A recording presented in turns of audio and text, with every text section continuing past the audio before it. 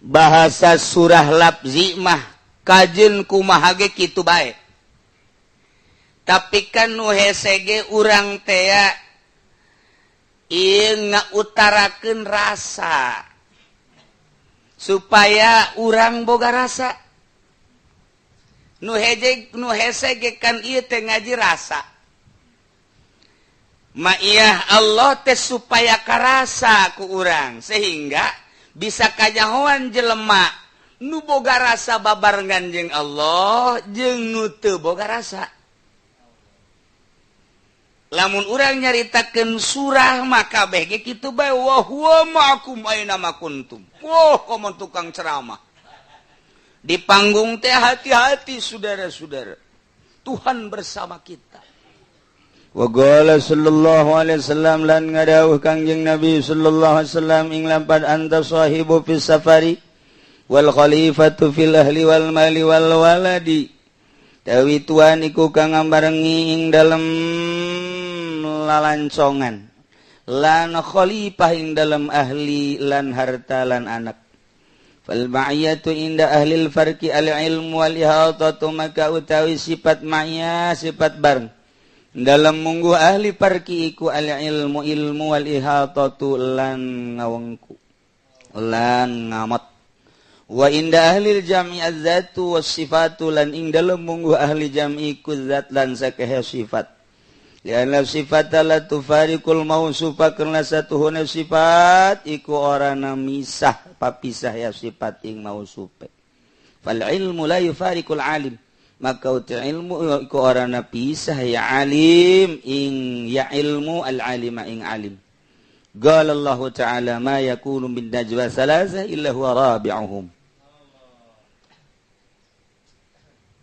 Isyarah maf'ul ma'ah kieu al maf'ulu ma'ahu huwa allazi tuf'alul asya kulluha ma'ahu.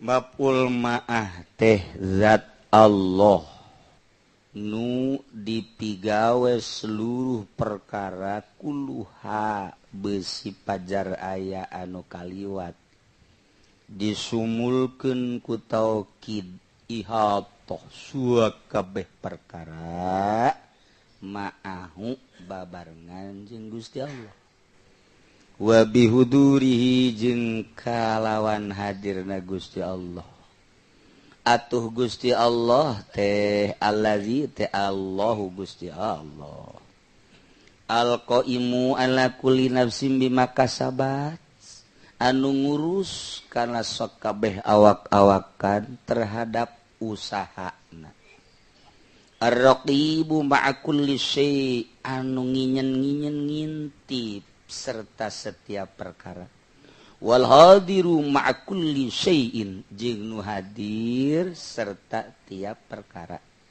atu Allah teh wa huwa ma'akum aina ma kuntum bareng jeung anjeun di mana bae anjeun aya eta urang mun carita tentang ma'iyah kos kitu lamun carita lafad mah kitu bae kajen kuku mahage bahasa surah labzi mah kajen kumahage kitu bae tapi kan nu hesege urang teh ieu ngautarakeun rasa supaya urang boga rasa nu hesege kan ieu teh ngaji rasa. Ma'iyah Allah teh supaya karasa ku urang sehingga bisa kanyahoan jelema nu boga rasa babarengan jeung Allah jeung nu teu boga rasa. Lamun urang nyaritakeun surah maka kabeh ge kitu bae wa huwa ma'akum aina ma kuntum. Wah, komo tukang ceramah. Di panggung teh hati-hati saudara-saudara. Tuhan bersama kita. Di mana saja dan kapan saja Tuhan bersama kita. Hati-hati. Awas, jangan sekali-kali kita itu membuat kebencian Tuhan. Sebab Allah itu bersama kita. Kalau kita melaksanakan memperbuat sesuatu yang Allah tidak senang, malukan kita. Horeng kikituan teh hayang amplop. Pan eta Allah teh senengeun. Je cak Allah sia mah lain disungut lain di hate. Sia kumaha ieu lalakon. Kunaon ieu? Lamun ditegur ku Allah, ieu jang batur. Supaya urang kabere abeh kadulun serem. Gitu bae tah, satungtung teu boga rasa kitu bae. Kanyahoan, tapi lamun geus boga rasa mah lain. Salat nu boga rasa dideleukeun jeung nu kakarak surah dideleukeun doang lain. Salat jelema nu boga rasa didengekeun ku Gusti Allah jeung nu boga surah didengekeun doang lain. Salat nu boga rasa dikanyahokeun ku Allah jeung nu nyaho dengan surah lafzi kanyahoan ku Allah beda. Salat anu boga rasa babarengan jeung Allah jeung anu boga surah Allah babarengan doang lain deui. Jadi urang teh deuk mindahkeun rasa hese. Jadi urang supaya pindah tina bahasa surah kana rasa eta hese jasa. Tama lain lalakon tama kos kitu mah supaya karasa ku urang teh hese jasa. Urang lamun nyaritakeun tentang jeruk bahwa jeruk teh bentukna kos kieu, rasana kieu encan ngajar jalma encan ngarasaan urang ada jeruk hese bae. Hese bae kajen kuku maget tapi urang geus ngasaan mah teu dirasakeun ku urang koleta. Oh kos kieu rasa jeruk teh. Aya deui jelema nyaritakeun tentang baso. Baso teh hebat jasa ngeunah baso mah sebab eta teh daging sapi digiling datang ke alus supaya ngeunah tambahan daging marmot. Di samping daging marmot supaya ngeunah make daging beurit saeutik. Betul teh saeutik make daging beurit. Kasus geus lain kakarakuari terjadi besar-besaran baheula di Surabaya make daging beurit tangkap. Kaluar deui dagang baso deui. Kasus besar deui basa eta di Jakarta. Wah, baso anu luar biasa tangkap. Kaluar dagang deui. Garut. Oh, pernah luar biasa di Garut tukang baso ngeungkeun sakumaha anu naon ngaranna ngabesan. Tah, begitu diselidik make daging beurit Tangerang, iraha kara. Oh, besar-besaran pon harita pohara jasa make daging beurit. Ye, eta teh cenah ngeunah daging beuritna. Ente beusi teu percaya, coba goreng daging beurit. Rasakeun ku sorangan. Coba ge. Kieu kunaon kos kitu mah nyoba doang ngeunah pan teu. Eta kos kitu tah. Baso, ieu keur carita baso. Karasa ku urang ngeunah, tapi nu henteu bae. Ingeunah somai. Oh carita ribut lah tanyana. Woi jajak aing mah ngeunahan somai. Tukeran baso. Ji ngeunahan somai sia. Sebab somai mah kan aya kacangan, setiap nu aya kacangan geuna suka mana bae sia mah. Sama sok aju ngaburkeun permasalahan. Kacang nu meunana nu ngeunah.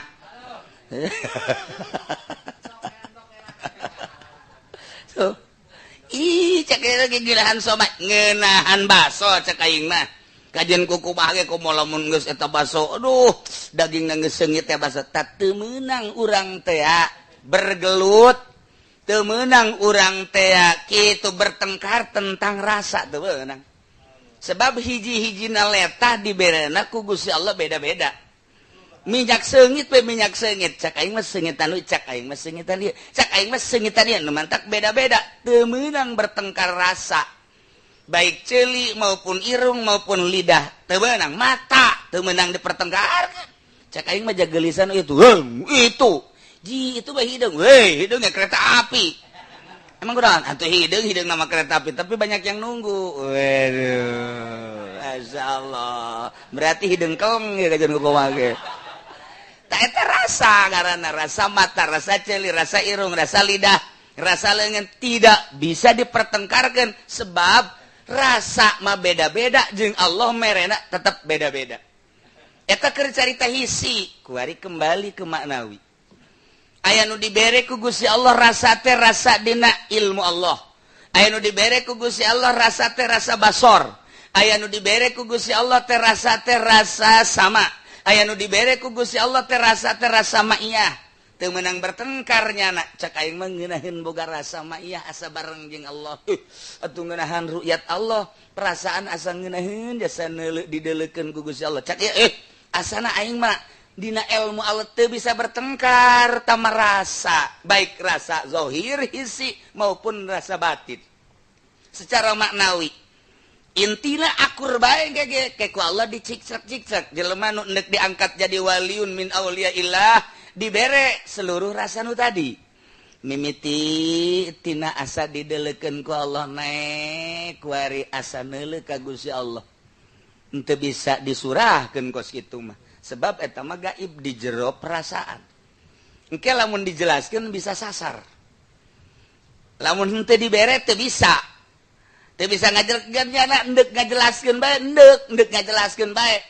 Sebab kan jelema mah kabage mengungkapkan hati, ingin mengungkapkan hati. Nemantak di SMS tadi, atuh aku rindu, ingin aku ungkapkan seluruh kandungan isi hatiku. Bo, moal ka SMS ujianana. Naon sebabna hese endek nyaritakeun cinta bagi hese. Ungkapan hati. Nemantak di deuleu be ungkapan hati mah zahir. Eta zahir teh ungkapan hati. Urang datang ke hiji pondok pasantren, pondok teh aya 2 tingkat, aya bendera konengan, ungkapan hatina terwujud di dinya.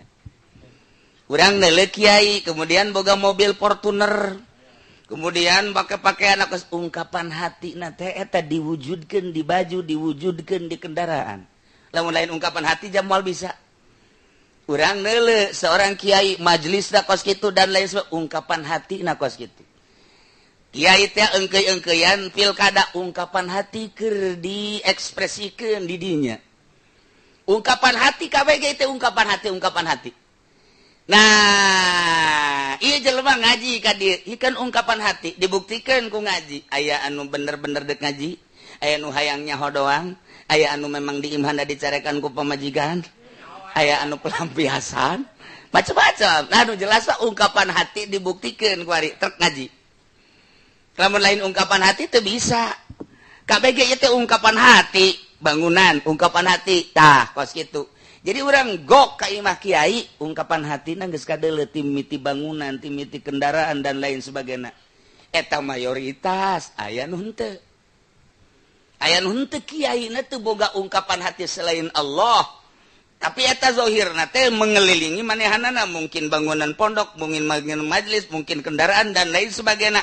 Tapi jelema nama henteu ngan eta mah aya ieu sebagai cobaan ti Gusti Allah nyana nama ka Gusti Allah bae, berarti lain zahir lain batin. Nah ieu tan maca kos kitu na hese ungkapan hatina kadeuleuh ku urang. Mayoritas sama kos kitu urang asup ka dinya ungkapan hati diwujudkeun di pondok, diwujudkeun di kendaraan, diwujudkeun di berbagai-bagai. Eta kan ungkapan hati lamun lain ungkapan hati moal bisa. Nah, kita ngawujud dah jadi kos kitu. Kuari ungkapan hati, nah mantengan ke Allah. Ku Allah dibere, mengelilingi manehanana, mengitari manehanana. Aya anu sekelilingna, imah lah, kendaraan lah, pakaian lah, dan lain. Padahal hati nama henteu. Iya ge sulit. Mantak aya tanda. Lamun henteu tandaan, urang keliru. Aya tanda, mantak ieu teh ungkapan hati zahiron wa batinan, apakah zahir doang batin nama henteu? Nu mantak make tanda BHS sanajan dipikeun BHS na BHS bae. Kuari atlas, ganti ku urang atlas, tempelkeun BHS ka dinya, urang keliru. Isi samping atlas apa BHS ieu. Sebenarnya ja aing sering make. Ieu mah sebenarnya atlas tapi merek BHS. Isi aing teh nu salah apa itu? Keliru. Da ieu keliru ye. Gajah depak. Kuari gajah duduk ya gajah duduk pikeun merekna ganti ku BHS. Urang bisa langsung nebak. Gajah duduk kajen kukumang. Iya merekna BHS. Bohong ya BHS kajen kuk. Aya tanda. Nah iya gen. Numantak layari pul wali ilal wali. Urang teh hese nyaritakeun ungkapan hati nu asli. Sebab diekspresikan dina zahirna kos kitu. Kabeh ge ungkapan hati. Ngan kuali mah kanyahoan. Oh iya mah lain ungkapan hati. Berjalan dengan sendirina. Iya mah ungkapan hati. Iya mah lain. Kanyahoan layari pul wali ilal wali. Kuari urang dek ngaji rasa. itu supaya karasa Allah babarengan jeung urang babarengan teh naonna itu babarengan teh ieu dek dibahas al maf'ulu ma'hu huwal ladzi teh wa huwa Allah allati tuf'alul asya anu digawe seluruh perkara ma'hu bareng jeung Allah wa bihudurihi jeung kalawan hadir Allah nu kaluar ti Gusti Allah nu kaluar ti Gusti Allah ieu teh alam teh sebab ciptaan Gusti Allah nyiptakeun langit berarti di dinya aya Allahan Allah nyiptakeun bumi berarti aya Allahan Allah nyiptakeun antara bumi jeung langit ya gunung ya laut aya Allahan termasuk urang di ciptaan Allah berarti aya Allahan ye atuh hayang kapanggih jeung Allah mah berarti urang bagi Allah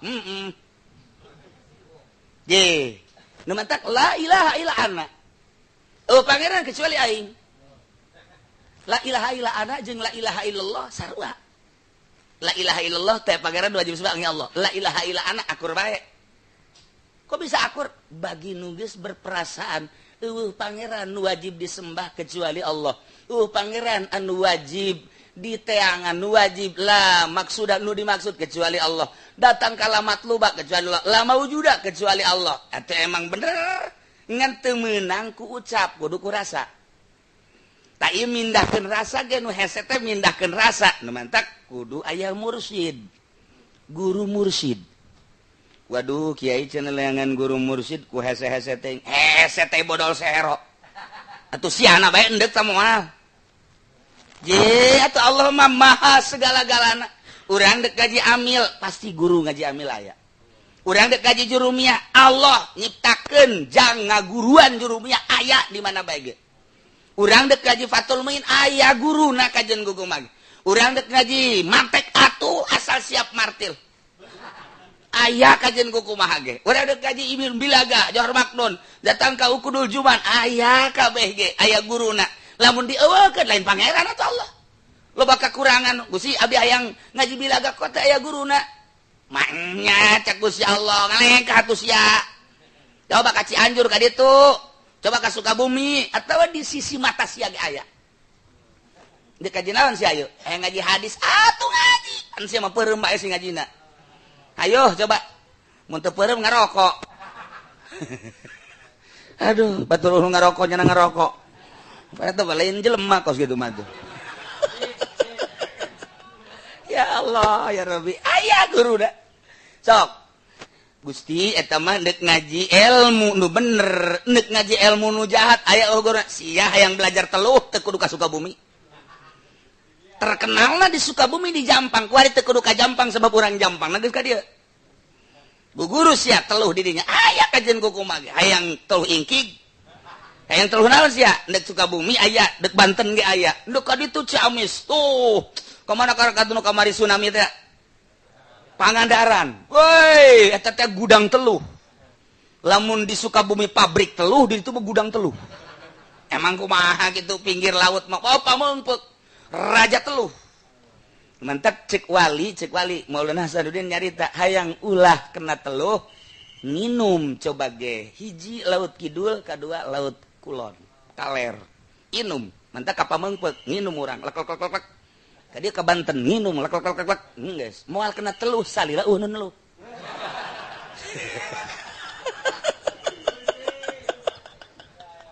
beneran tapi eta mah dina di teluhna moal kena sebab eta di dia kan kedidi raja-rajaan kabeh. Nah, urang gegelutur, wa abdi mah cenah hayang guguru ilmu naon garangaranna politik. Di Universitas Ambalaya, komo keur zaman Gus Dur mah teu kudu ka universitas. Gus Dur terus mendidik politik melalui media cetak, media elektronik dan langsung Gus Dur ngadidiknya mah. Henteu aya nu dipelitkeun soal politik ku Gus Dur. Perekonomian kitu keneh, hayang guguru naon? Hayang guru nyopet teu kudu ka mana ka Sulawesi teu kudu. Guru nyopet teh urang Bugis jarago jasa nyopet Bugis mah. Kaya siki nangka asupkeun ka cai. Set lamun encan bisa di kitu encan bisa. Kula ge baheula teu tamat eta. Hayang guru naon bae aya? Guru penca. Oh, kok mau guru penca mah. Hayang penca abal-abal cukup ka Habib Rozak. Nya nama bisa penca ngan teu tamat.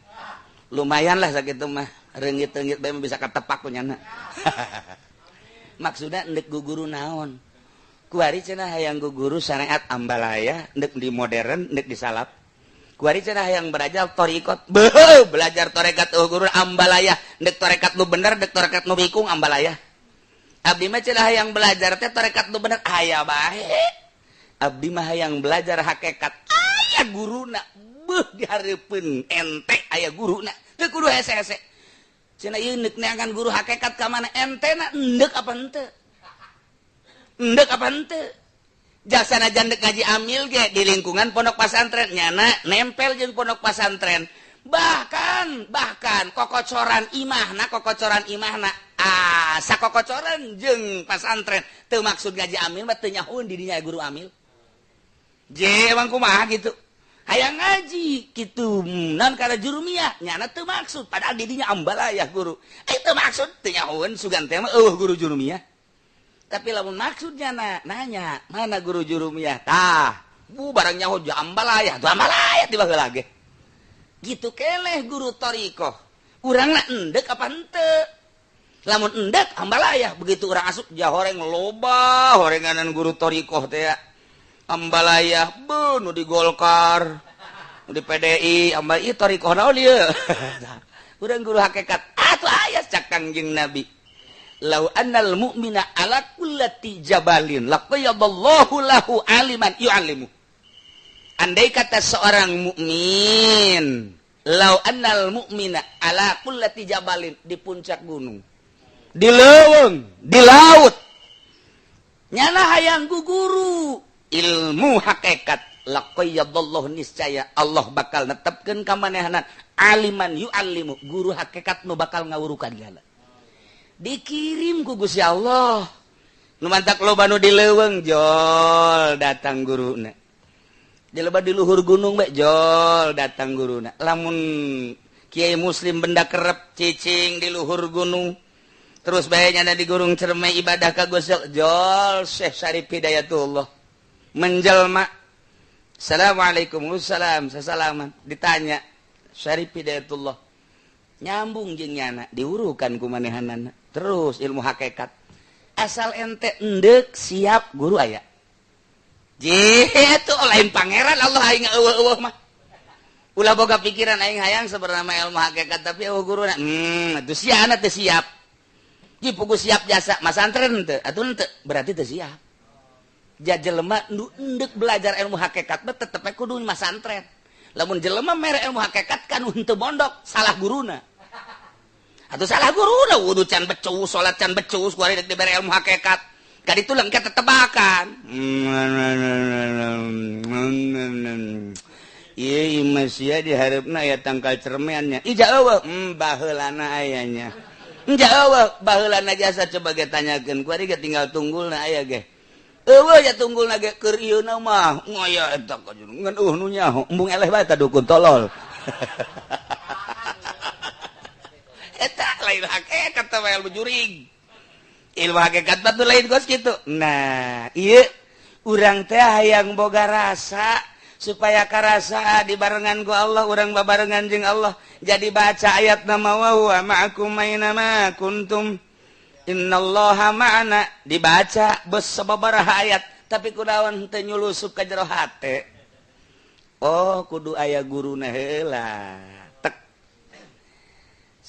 guru sia bener ieu teh ngaji hakikat sumuhun maksudna ngaji hakikat teh ninggalkeun dunya ninggalkeun makhluk abdi deuk ka Gusti bae bener sia laras di imah naon pagaweana ngawarung siap henteu lamun kuari eureun ngawarung siap sebab dunya mah warung mah urusanna dunya muhun siap sia ninggalkeun warung lain siap deui geus jarugi bae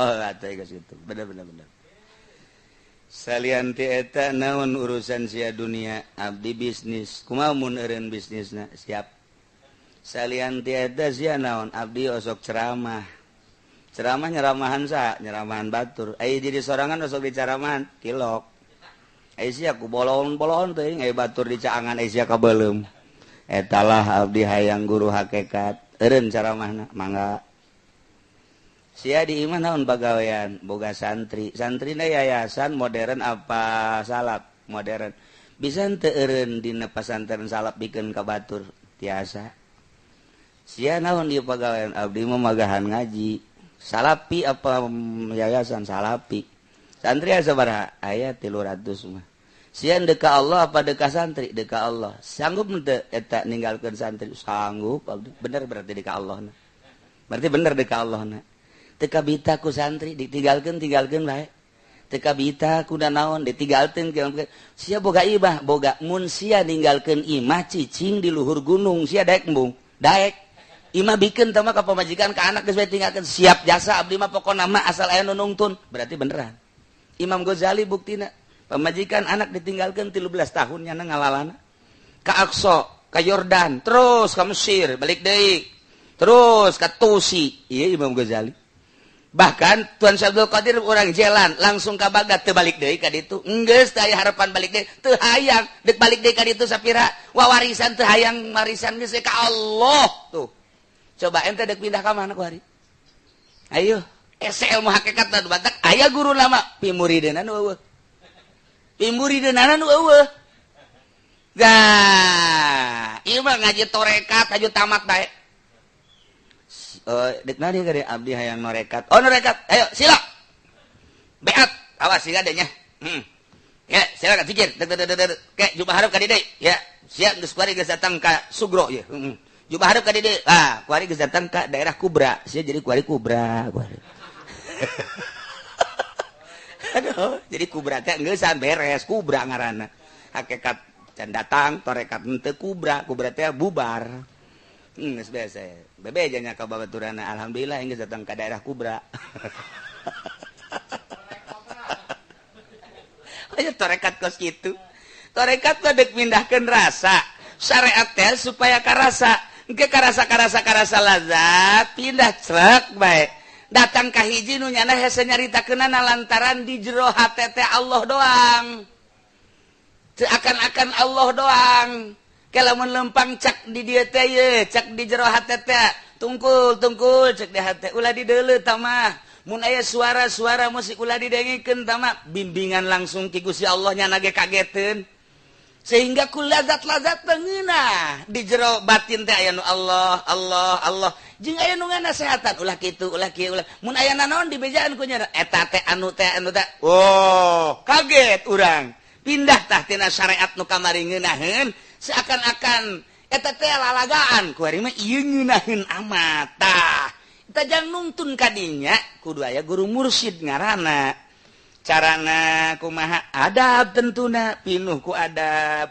jeung Allah teh kieu adabna jeung manusia teh kieu adabna tarolah jeung manusia mah tama baru syariat heula ieu urang bertorekot nah ka Gusti Allah kumaha cara mandi kumaha cara wudu kumaha cara wudu beda urang lamun mandina torikoh jeung mandi nu biasa mandina mah kadereuna akur tapi ieu hate digulak-gilekeunana urang terasa nu paeh di jero kamar mandi teh urang terasa di pandian urang sorangan padahal manu mandi tapi urang kudu berpikiran bahwa urang teh keur di pandian teu cing hade saya pocong ngagarabag sorangan urang torekat teh jadi pocong aya we tunggungna mah set beres wudu istighfaran mata astagfirullahalazim wa atubu ilaih celi istighfaran terus irung istighfaran sungut istighfaran terus beteng istighfaran dubur kubul ndek wudu teh angel ja eueuh dipatul muin mah syariat kok ieu bisa kos kieu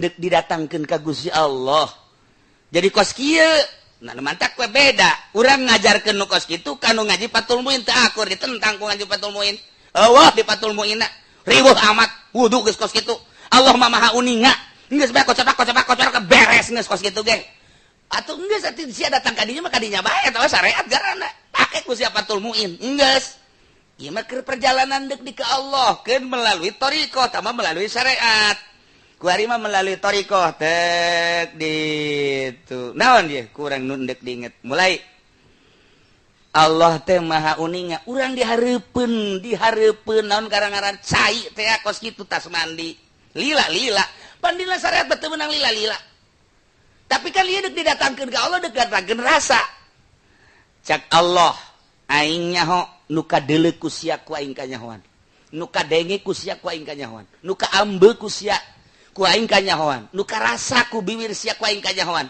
nu aya di beuteung sia ku aing kanyahoan dubur sia kulbul sia ku aing kanyahoan suku sia ku aing kanyahoan leungeun sia golbu sia sok ngomong ya mugallibal qulub ya mugallibal qulub tah ku aing kanyahoan lelembutan sia latifatul qalbi latifatul ruh lapat sirap tu khatib tu akbar aing nyaho eta teh ciptaan aing deuk ka malumpat sia kanyahoan ku aing kabeh mulai rasa ner-neran urang ieu deuk ngadatangkeun ma'iyah iya heueuh nya aya geus mulai ner lempang ka mana we aya Allah mah di mana kanyahoan ku Allah kakarak ilmuna doang ieu ai di mana be geus bae sia salat di kamar nyembah ka aing nyaho sia salat di masjid nyembahna ka aing nyaho sia salat di majlis nyembahna ka aing nyaho sia salat di nu rame nyembahna ka aing nyaho sia salat di leuweung nyembahna ka aing nyaho sia salat di luhur gunung nyembahna ka aing atuh aing nyaho deuk di mana sia aing nyaho bae mulai urang rada ner sieun ka Allah istirahat urang tas ngala wudu teh geus beres bae diuk bae ngarokok norekat sih ngarokok bari nyekel remote TV teh disetel aya naon ieu penting di TV teh tungtung nama Allah deui bae wih adegan hot masyaallah aduh ya norekat si kos kitu ka TV mantap piceun kos kitu mah ngajauhkeun rasa geus tah urang tuh wari salat make sesengitan heula ke awak-awak ka dieu bila perlu aya buhuran dina syariat beulah pas itu teh tapi ikan deuk babarengan jeung ahli Allah saha malaikat terus minyak sengitan kurang pan aya ge nu paeh jadi banyak sengitan mah urang teh terasa paeh ka hulu-hulu ka sirah-sirah minyak sengitan mulai jadi mah neuk dibungkus kos ieu mah ge di minyak sengitan ge aing paeh tah moal ieu tuh kan mulai make bajuna nu putih terus sampingna nu putih jadi atuh mah paeh mah teu kudu dibungkus deui geus putih-putih mah tinggal ngubur bae boga urang rasa mulai langsung urang nangtung istighfar deui mata istighfaran ceuli istighfaran irung istighfar angel 2 rakaatnyana jeung 1000 rakaat jibatur nu bersyariat mun ditimbang hebatan 2 rakaatnya tuh rakaatani 2 rakaat ti ahli ma'rifat jeung 1000 rakaat ahli ibadah beda ahli ibadah ahli syariat basi beratan kena 2 rakaat tadi la ilaha illallah ahli ma'rifat hiji timbang jeung 1000 la ilaha illallah ahli la ilaha illallah anu dina syariat jauh beratan kena la ilaha illallah ahli ma'rifat dan sebab rasa tah badak deuk salat inget mata dideuleukeun awas aing nyaho kadeuleu mata sia sebab mata sia teh nu aing awas aing nyaho kana denge ceuli sia teh nu aing awas aing nyaho kana ambe irung sia teh nu aing geus kabeh atuh nu abdi weleng fana ngaranna tah mulai rasa di dinya nah ieu teh didatangkeun rasa kudu aya guru lantaran naon nu ngahalanganana dunya nu ngahalanganana makhluk nu ngahalanganana nafsu nu ngahalanganana setan mun teu guru nu duduhkeun moal datang mata guruna mana aya entena endek cenah tapi bari ngawarung mal bisa endek bari boga ruko mal bisa endek cenah ieu teh bari jualan mobil showroom komo endek tapi endek nyandung heula itu jauh atuh tambah kos itu mah ieu mah endek dingeunahkeun hate ka Allah atuh sia kunaon mikiran ngangeunahkeun hulu handap ye atuh jauh melung di mana-mana ye ulah diurusan heula eta mah ieu bae heura urusan ieu luhur aduh babagi bae teh cenah bisa babagi tuh kan eta guruna cenah Kangjeng Nabi nyandung ulah nyaritakeun Kangjeng Nabi sia deuk diurus henteu tah henteu ditampiling saku aing sia masuk ka Kangjeng Nabi si ajungan nasehatan guru goblok tah ieu hese bertentangan jeung syarat okosna nu mantak ulah waka jadi penceramah ulah waka jadi kiai lamun encan boga rasa sebab naon kena disalahgunakeun ka ditu tapi lamun nunggeus boga rasa babarengan jeung pamarentah babarengan jeung bupati nyana datang neuk nasehatan lain deuk hayang untina pan ai urang mah datang ka bupati teh susuganan ieu nu bahaya ge susugananana